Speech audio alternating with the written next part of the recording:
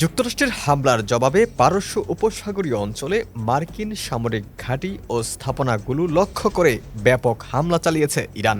পাশাপাশি গুরুত্বপূর্ণ জলপথ হরমুজ প্রণালী আবারও বন্ধ করে দেওয়ার ঘোষণা দিয়েছে তেহরান।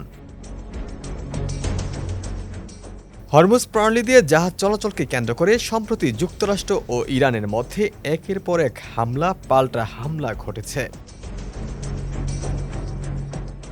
হামলার আওতা এখন কাতার পর্যন্ত বিস্তৃত হয়েছে, যারা মূলত দুই দেশের মধ্যে যুদ্ধবিরতি আলোচনার মধ্যস্থতাকারী দেশ। গত এপ্রিলের পর তাদের উপর আর কোনো হামলা হয়নি। অন্যদিকে সংযুক্ত আরব আমিরাত জানিয়েছে তাদের বিমান প্রতিরক্ষা ব্যবস্থা ইরান থেকে আসা ক্ষেপণাস্ত্র ও ড্রোন প্রতিহত করেছে। সেখানেও গত মে মাসের শুরুর পর আর কোনো হামলা হয়নি।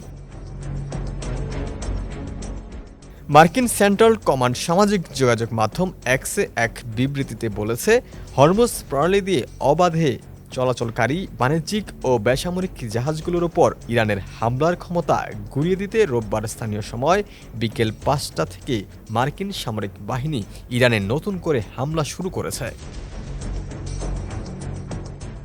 ইরানের সংবাদ মাধ্যমগুলো রোববার জানিয়েছে, বন্দর আব্বাস ও কাসের কেশম দ্বীপের আশেপাশে ক্ষেপণাস্ত্র হামলা ও বিকট বিস্ফোরণের ঘটনা ঘটেছে। নতুন করে শুরু হওয়া এই সহিংসতা গত মাসে যুক্তরাষ্ট্র ও ইরানের মধ্যে স্বাক্ষরিত অন্তর্বর্তী যুদ্ধবিরতি চুক্তির ভবিষ্যৎকে আরও বড় ধরনের সংকটের মধ্যে ফেলে দিল।